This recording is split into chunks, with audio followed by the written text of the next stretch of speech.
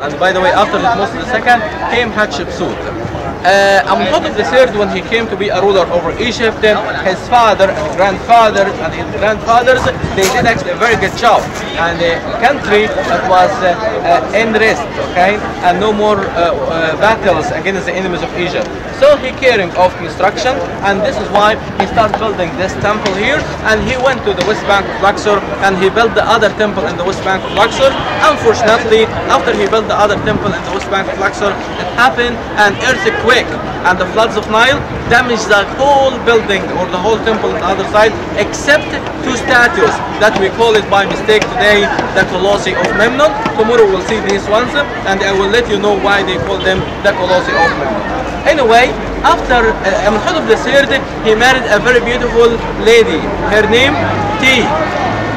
And as I mentioned, pay attention to the difference between Nefertari, Nefertiti, Titi, and T. So Nefertari, wife of Ramses II, Nefertiti, wife of Akhenaton, Titi, wife of Ramses III, T, wife of Amenhotep III. Okay, I know you are confused a little bit. No testing. Yeah. So T, the wife of Amenhotep III.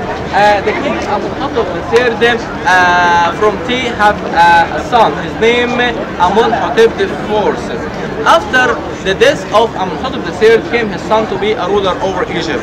Amenhotep IV, he started ruling over Egypt, but he did not like the cult of the god Amun-Ra. So he left the whole city and the whole area, and he moved from here to another place called Tel Amarna, around 2 miles north of Luxor. Sorry. Around 2 miles north of 200 miles north of Luxor city. He stayed over there, and he united all the gods and all goddesses to only one god, and he called this god Aton, okay, instead of Amun. He said at this time, like, my church is the only right church from all the churches in the whole world. This is exactly what he did say, okay.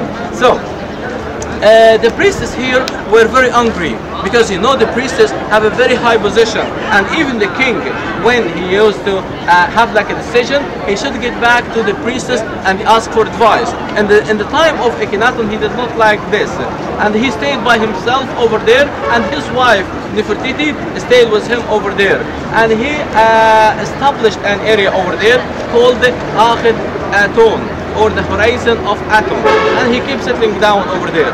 The priestess, because they were very angry, so they talked to the mother of Akhenaton, and they asked her to send her son, somebody to get her son back from Tel Amarna.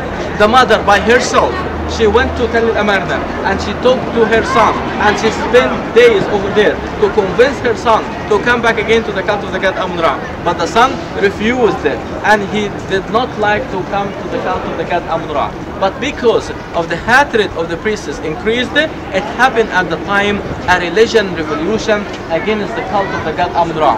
And the king Akhenaton, he came from Tel Amarna to destroy everything here, okay? He started to destroying these ones, or these columns, and started destruction here in the temple. So the priests found the king like a crazy person. What they can do, they start take a big one or a big hole here in this ground, and they start to collect the statues from the temple, the statues of the god Amun-Ra, the statues of the goddess Hathor, the statues of the king Amenhotep III, or Akhenaton's father, and they buried these ones or these statues under the ground. And nobody knows anything about these statues until 1994, because from 1994 to 1998 we find the underground water start increasing, so we started at this period making a big process of restoration.